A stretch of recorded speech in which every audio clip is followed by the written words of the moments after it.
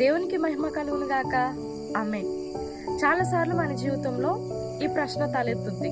ఏంటంటే, దేవుని వాగ్దానం మీద ఆధారపడాలా లేదా ప్రస్తుతాన్ని బట్టి మాట్లాడే మనుషుల మాట మీద విశ్వాసం ఉంచాలా అని. ఇదే సందేహం, ఇదే సందర్భం బైబిల్లో ఇద్దరు వ్యక్తుల జీవితాల్లో చూస్తాం. మొదటిది అబ్రహాము. ఎలియాజర్ నీకు వారసుడు కాడు, ఇస్సాకు అనే కుమారుడు నీకు వస్తారు, అనేక మందికి నీవు తండ్రి అవుతావు అని దేవుడు వాగ్దానం చేస్తే ఆ వాగ్దానాన్ని అబ్రహాము నమ్మారు. అది ఆయనకు నీతిగా ఎంచబడింది. అయితే ఆదికాండం 16వ అధ్యాయం 2వ వచనంలో వారి వయసును బట్టి, జరుగుతున్న ఆలస్యాన్ని బట్టి, దేవుడు నాకు పిల్లల్ని ఇవ్వట్లేదు, నా దగ్గర ఒక ఆలోచన ఉంది అని ప్రస్తుతాన్ని బట్టి మాట్లాడిన శారా మాట అబ్రహాం విన్నారు. వినడమే కాదు, విన్న మాటని అనుసరించారు. అలా అనుసరించడాన్ని బట్టి సలహా ఇచ్చి మాట్లాడిన శారాకు, విన్న అబ్రహాముకు, హాగరుకు, ఇష్మాయిలుకు ఆ ఆలోచన చాలా బాధ కలిగించింది. అయితే బైబిల్లో మరొక వ్యక్తి ఉంటారు. ఆయన పేరు యాయిరు.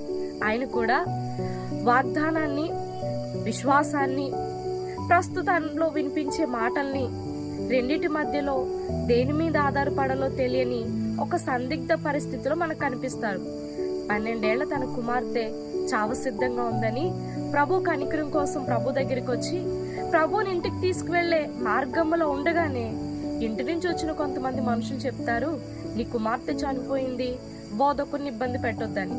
ఒకవైపేమో విశ్వాసం ఉంచుమన్న దేవుని మాట, ఇంకొక వైపేమో ప్రస్తుతాన్ని బట్టి బలహీనపరిచే మనుషుల మాట. దేవుని వాగ్దానం నమ్మాలా, చూసొచ్చిన వారి మాట వినాలా ఆయనకు అర్థం కాలేదు. అప్పుడు ఆయన ఏం చేశారో తెలుసా అండి? మనుషుల మాటను ప్రక్కన పెట్టి దేవుని వాగ్దానం మీద విశ్వాసం ఉంచారు. అలా విశ్వాసం ఉంచడమే ఆయన జీవితాలు అద్భుతం చేసింది. తన కుమార్తెను సజీవంగా పొందుకోగలిగారు. దుఃఖంతో, బాధతో నిండిపోవలసిన ఇల్లు సంతోషంగా మారిపోయింది. మీరైనా నేనైనా వాగ్దానాన్ని కలిగి ముందుకు సాగుతున్నప్పుడు, వాగ్దానం మీద ఆధారపడుతున్నప్పుడు ప్రస్తుతాన్ని బట్టి బలహీనపరిచే మాటలు చాలా వినాల్సి వస్తుంది. వినే ప్రతి మాట దగ్గర ఆగవలసిన అవసరత లేదు. విన్న ప్రతి మాటను అనుసరించాల్సిన అవసరత అంతకన్నా లేదు.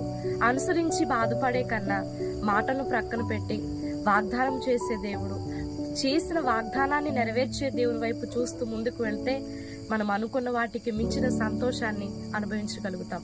అటు సంతోషము మన జీవితాల్లో స్థిరపడి వాగ్దానం చూస్తూ ముందుకు సాగగలిగిన కృప, వినిపించే మాటల్ని దాటి ముందుకు వెళ్ళగలిగిన బలము ప్రభు మనకిచ్చునుగాక. ఆమేన్.